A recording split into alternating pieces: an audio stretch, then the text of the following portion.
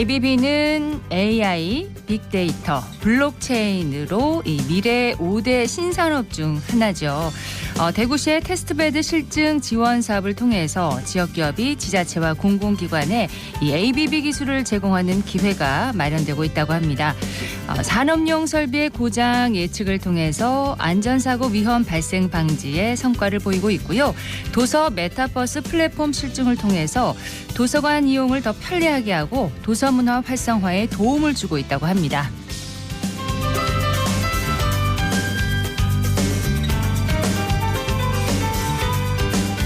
안녕하십니까. 생생매거진 오늘 박은정입니다. 인공지능과 빅데이터 그리고 블록체인. 이제 더 이상 기업들만의 기술이 아닌 우리의 일과 생활을 더 편리하고 안전하게 만드는 기술로 활용이 되고 있네요. 오늘 함사세요에서는 지역의 공익활동가들을 위한 챗GPT 교육 현장을 소개하도록 하겠습니다. 2월 21일 수요일 생생매거진 오늘입니다.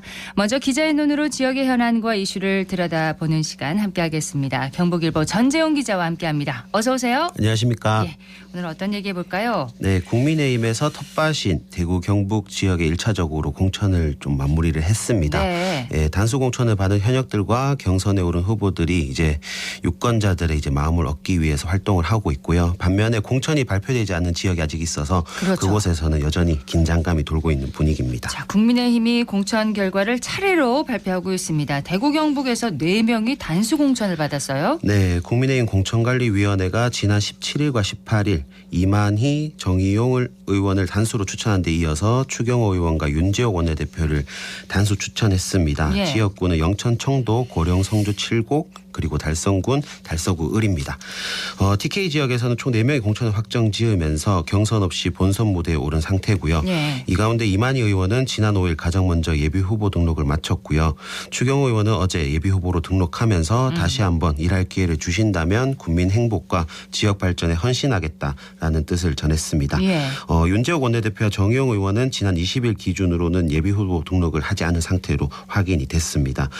단수 추천을 받은 지역 현역 4명 중에 이제 4명이 본선거에서 유권자들의 선택을 받는 것을 가정한다면 TK 지역에서는 4선 1명과 3선 3명 등 최소 4명의 중진 의원이 확보될 것으로 예상이 됩니다. 4명이 단수 공천을 받았고 경선이 결정된 지역구도 있습니다. 네, 국민의힘 공관위가 단수 추천 지역구와 함께 경선 지역구를 발표했는데 대구부터 살펴보면 중남구와 서구, 북구을, 수성구갑, 달서구, 병이 경선 지역구로 포함이 됐습니다. 예. 중남구에서는 임병헌 현역 의원과 노승권 도태우 예비후보의 경선이 진행되고 서구도 4선에 도전하는 김상훈 현역 의원과 성은경 이종화 예비후보가 예선을 치르게 됐습니다.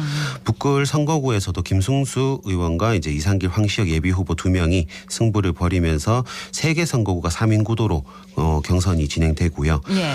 수성구 갑은 능인고 선후배 사이인 주호영 의원과 정상환 변호사 그러니까 정상환 예비후보가 양자구도로 경선이 벌어지는데 네. 육선 도전에 나선 중진 선배와 새 인물론을 내세우면서 지역을 누볐던 후배의 대결이 이제 관전 포인트로 보입니다. 달서구 병도 2명이 예선을 치릅니다. 현역인 김용판 의원과 재선 대구시장 출신의 권영진 예비후보가 본선행 티켓을 두고 경쟁을 벌이는데 올해 초부터 해당 선거구 주요 현안인 대구시청 신청사 건립과 관련해서 공방을 주고받고 있어서 눈길을 끌고 있습니다. 그렇습니다. 경선이 치러지는 경북의 선거구는 어디입니까? 경북은 포항북과 포항남 울릉을 비롯해서 경주, 구미, 갑, 상주, 문경이 경선 대상 지역으로 먼저 분류가 됐습니다. 포항북에서는 김정재 현역 의원과 윤종진 예비후보가 양자 대결을 펼치고요. 예. 포항남 울릉은 김병호 현역 의원을 포함해서 문충은, 이상희, 최용규 예비후보까지 4인이 본선 진출을 노렸지만 최근에 이제 문충은, 최용규 예비후보가 현역 의원에게 맞서기 위해서 단일화를 추진하기로 했다는 입장이 일부 발표가 됐습니다. 여론조사 실시해서 지지율이 높은 후보로 단일화하겠다는 구상이어서 아마 단일화가 실제 추진된다면 3자 경선으로 좁혀질 가능성도 있습니다. 예. 경주는요? 네, 경주는 3선에 도전하는 김석기 현역 의원과 이승환 예비 후보가 대결을 벌이고 구미 갑에서는 구작은 현역 의원과 김찬영 예비 후보가 1대1 승부를 벌입니다.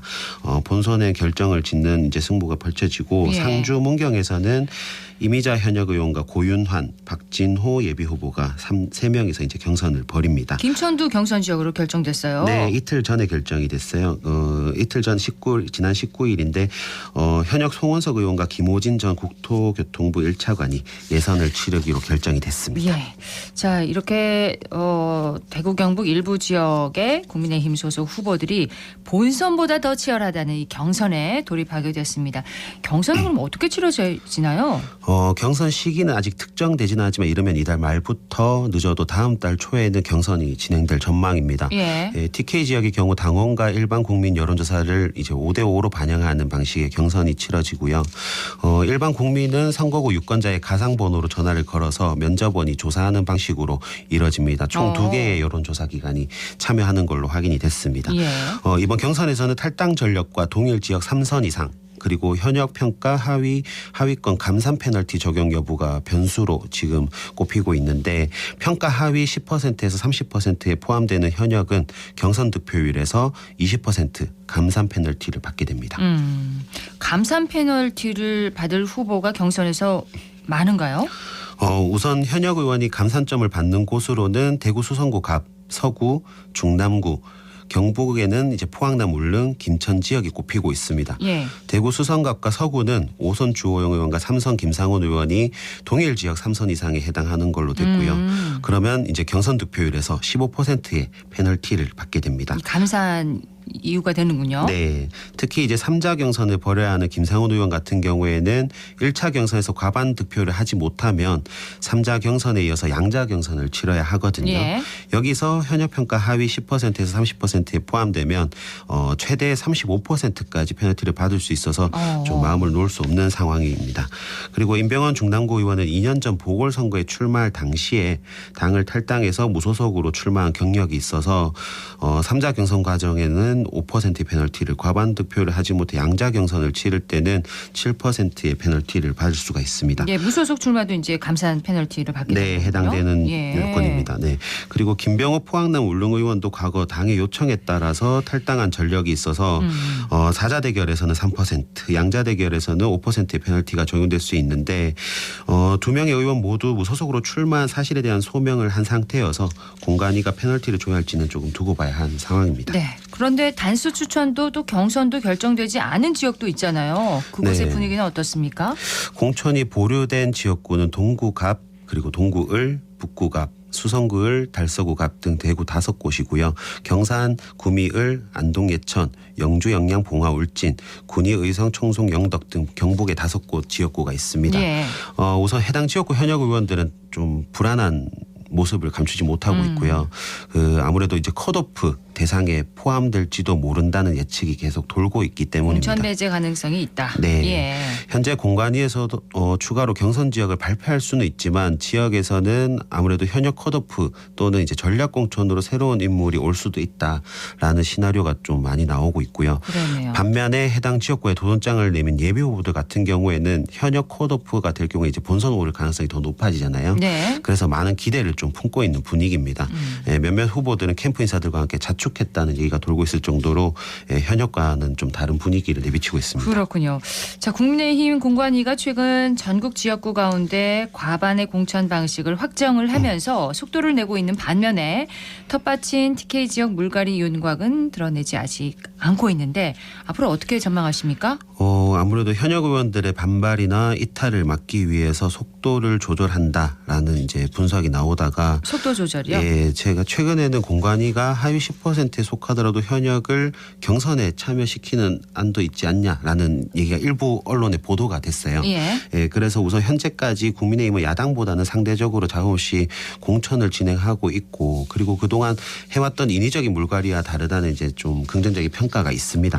그래서 이런 여론을 생각하면 경선을 통해 유권자에게 점검한 기회를 한 번 더 부여하는 것 것도 개인적으로는 좀 괜찮지 않나라는 생각이 들고요. 만약 하위 10% 평가를 받았던 현역이라면 경선을 치르더라도 당원과 시민들에게 선택받기는 분명히 어려울 것이기 때문에 공관위가 탈당 방지를 위한 뭐 정무적 판단으로 경선을 모두 치르더라도 큰 문제는 없을 거라는 게 제 생각이고요. 그리고 기존 하위 10% 컷오프를 단행한다면 평가 내용을 당사자에게 전하고 이해시켜서 좀 공정함을 증명하는 절차가 필요하지 않을까 생각이 듭니다.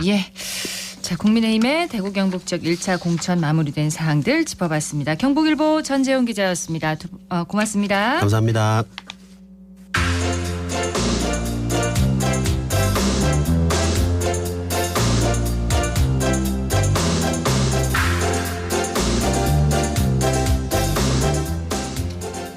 자, 2월 21일 오늘부터 28일까지 국채보상운동과 2.28 민주운동을 기리는 대구 시민주간이 계속됩니다. 대구문화예술회관에서 열리고 있는 2.28 민주운동 64주년 기념 특별 사진전 소식을 서유리 리포터가 전해드립니다. 어서 오세요. 네, 안녕하세요. 2.28 민주운동은 1960년 2월 28일 이승만 자유당 독재 정권의 부정과 부패가 극에 달한 상황에서 경북고등학교, 대구고등학교, 경북여고, 대구여고 등 대구에 있는 8개 고등학교 학생들이 중심이 돼 일어난 대한민국 최초의 민주화 운동인데요. 네, 어제 열린 사진전 개막식에 참석한 2.28 민주운동 유공자를 만나서 당시의 이야기 들어봅니다. 2.28 민주화 운동의 원로 자문회 이장 권국현입니다. 당시에는 경북고등학교 2학년 7반 학생이었습니다. 우리가 25일경에 담임 선생님이 종회 때에 이번 2월 28일 일요일 날은 학교에 나와야 된다고 전달을 받았습니다. 거의 다 이제 학교에 다 나왔어요. 남쪽에 교단을 빽 학생들이 둘러싸고 이대하고 안요회하고 종이로 된 마루로 된 그 선언문을 펼쳐가지고 읽은 걸 우리 학생들이 다 에워싸고 그래 다 읽고 났는데 한 학생이 반월당으로 딱 외침 한마디에 와 하면서 교문을 밖으로 나가 저 북쪽으로 가야 경북도청인데 가니까 뭐 텅텅 비있잖아 일요일이니까 2층에 오픈되어 있는 복도가 이래 있었어요.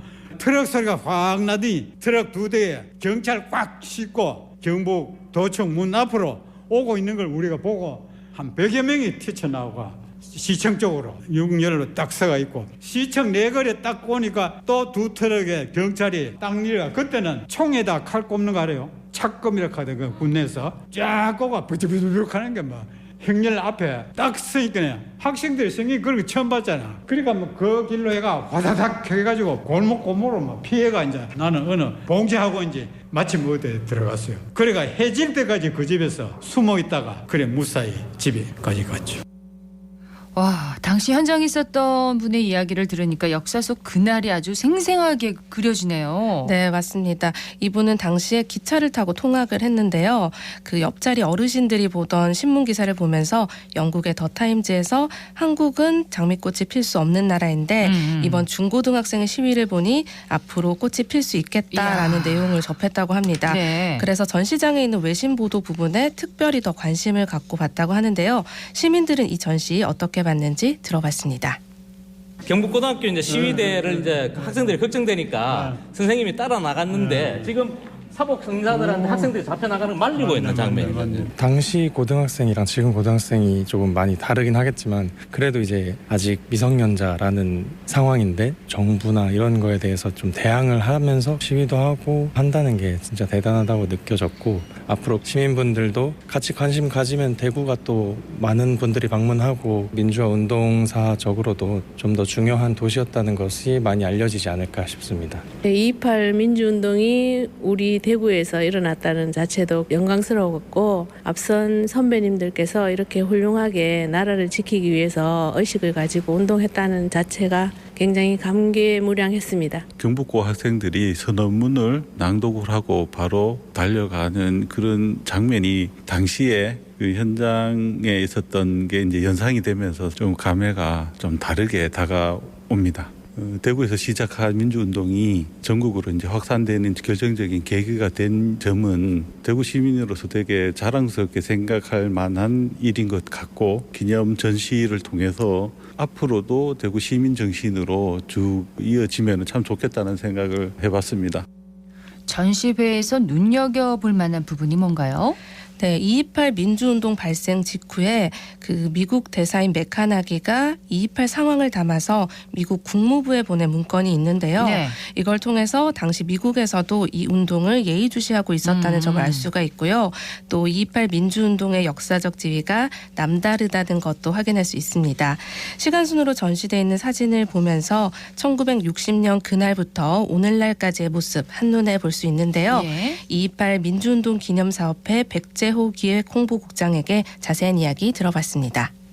올해 사진전에는 이제 한 100여 점 정도의 사진과 또 문헌 자료들이 이제 전시가 되고 있는데요. 올해 특별히 전시되는 자료들은 외국의 언론이 본 2.28 민주운동이라는 그런 섹션을 별도로 만들어서 뉴욕 타임즈와 워싱턴 포스트 그리고 일본의 재팬 타임즈 같은 그런 신문들에서 2.28 민주운동 직후에 대구 2.28 민주운동 그리고 학생 시위를 보도한 기사들이 발굴이 되었습니다. 그래서 이번에 전시를 통해서 최초로 공개되는 그런 특별한 사진전이 되겠습니다. 유네스코의 세계 기록문화유산에 2.28 관련 사진 5점이 2023년 5월 18일 날 등재가 됐습니다. 등재되고 나서는 첫 번째 사진전이 되겠습니다. 2.28 민주운동의 현장을 찍은 사진이 지금까지 35장인데 특히 작년에 2장이 추가 발견돼서 35점 모두 전시장에 오시면 보실 수가 있겠습니다. 2.28 민주운동은 대한민국에서 일어난 최초의 민주화운동입니다. 이 민주화운동이 일어나고 나서 대한민국에서는 총 법적으로 인정된 8개의 민주화운동이 계속해서 일어나면서 우리 민주주의의 발전에 아주 큰 역할을 하게 되는데요. 그 뿌리가 바로 2.28 민주운동에서 출발하는 것입니다. 그래서 2.28 민주운동은 국제보상운동과 더불어서 대구 시민의 양대 시민 정신으로 이렇게 자리매김을 하고 있고, 민주화운동의 출발이 바로 대구였다는 점 마음속 깊이 한번 생각해 주시는 그런 계기가 되었으면 싶습니다. 이번 전시를 통해서. 대구문화예술회관의 사진전은 3월 3일까지 이어지고요.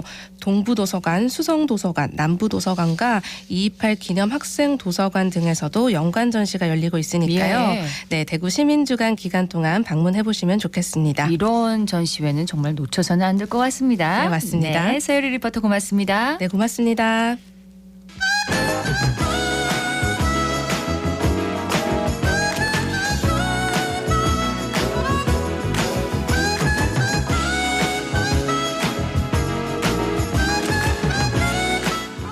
사회적 가치와 공익을 실현하고 환경을 지키면서 마을 주민의 삶의 질을 높여 더 나은 함께 사는 세상을 그려봅니다. 함사하세요. 오늘은 대구시민공익활동지원센터의 이태욱 선임 매니저와 함께합니다. 어서 오세요. 안녕하십니까. 오늘 처음 이제 소개를 참여를 해주십니다. 네, 앞으로 잘 맞습니다. 부탁드리고요. 오늘은 챗GPT와 관련한 교육에 대해서 말씀을 해주신다고요?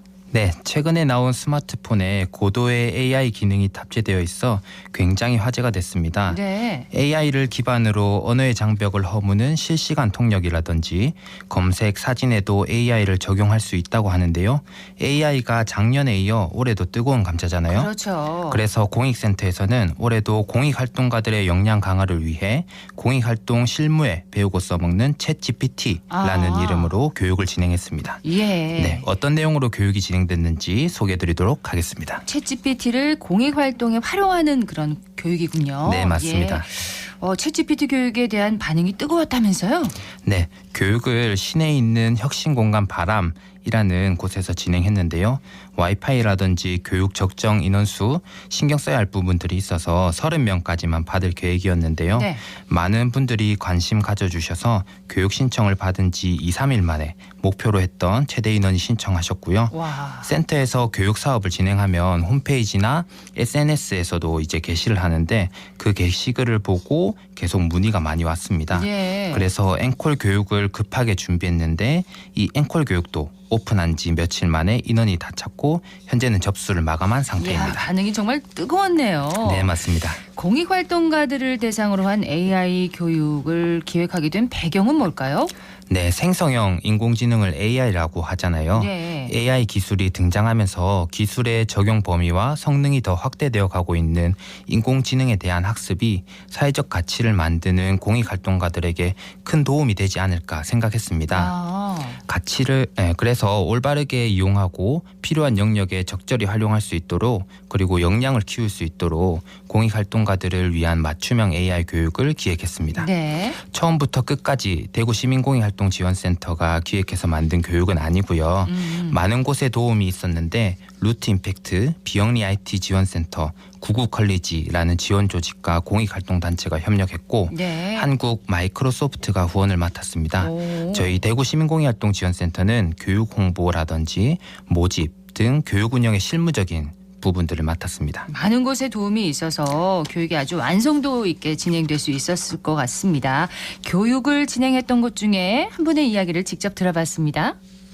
GPT 3.5 같은 경우는 2021년도까지만 학습을 했습니다.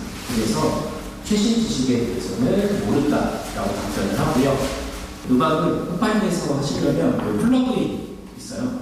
여기에서 수노라고 하는 게 있습니다. 이거를 켜주시고 작성해달라고 하면 요청하십니다. 저는 교육 불평등을 해결하는 비영리 단체 구구컬리지를 운영하는 박용입니다. 챗GPT랑 생성형 AI는 텍스트를 통해서 글을 작성하거나 그림을 생성하거나 음악을 생성하게 도와주는 인공지능이라고 말씀드릴 수 있을 것 같습니다. 저희 이제 비영리 단체 같은 경우는 대부분이 소수로 이루어져 있잖아요. 이런 생성형 AI의 도움을 받으시면은 적은 시간에 많은 글을 쓰시거나 사업 계획서를 작성하시거나 이럴 때 필요한 자료 조사 같은 거를 기존에 드리던 시간보다 적은 시간 내에 조사하실 수 있어서 그런 측면에서 좀 도움이 많이 될 거라고 생각하고 있습니다. 회의록을 분석하거나 할 때 챗GPT를 써가지고 한 2분, 3분 만에 분석 보고서를 만들 수가 있어요. 그러면은 회의에 참석하실 때도 더 많은 시간 동안 여러 가지 아이디어를 이야기 나눌 수 있었기 때문에 그런 회의록 분석하는 거 설명드렸고요. 그리고 두 번째는 사업계획서 이런 거 작성할 때 역시나 한 5분에서 10분 내로 배경조사를 마칠 수 있기 때문에 그런 부분에 대해서 좀 설명을 드렸습니다. 되게 빨리 따라오시더라고요. 그래서 원래 준비했던 것보다 더 많은 걸 보여드릴 수 있어서 되게 좋았고 다음에도 와서 더 많은 걸 알려드리고 싶습니다. 챗GPT를 비롯한 이 AI 기술이 이제는 우리 일과 생활에 아주 친숙하게 잘 사용되고 있잖아요. 네. 지역에서도 이런 그 쓰임이 좀 활발할 수 있도록 이런 교육들 계속 좀 기대를 해봐도 될 것 같습니다. 네, 그렇습니다. 엘림넷 나우 앤 서베이라는 곳에서 작년 6월에 대한민국 직장인들의 생성형 AI 이용 현황이란 주제로 설문조사 결과를 발표했는데요. 네. 전국에서 일하는 직장인 800명이 응답했다고 합니다. 생성형 AI 사용 경험 유무를 묻는 질문에 응답자의 73.9%가 사용 경험이 있다고 답했고 생성형 AI의 활용 만족도가 높았던 분야는 정보 검색, 데이터 요약 및 분석, 외국어 번역, 프로그램 작성 순으로 나왔습니다. 네. 작년에도 생성형 AI가 뜨거운 감자였긴 하지만 지금처럼 플랫폼이 많이 개발됐던 시기는 아니었거든요.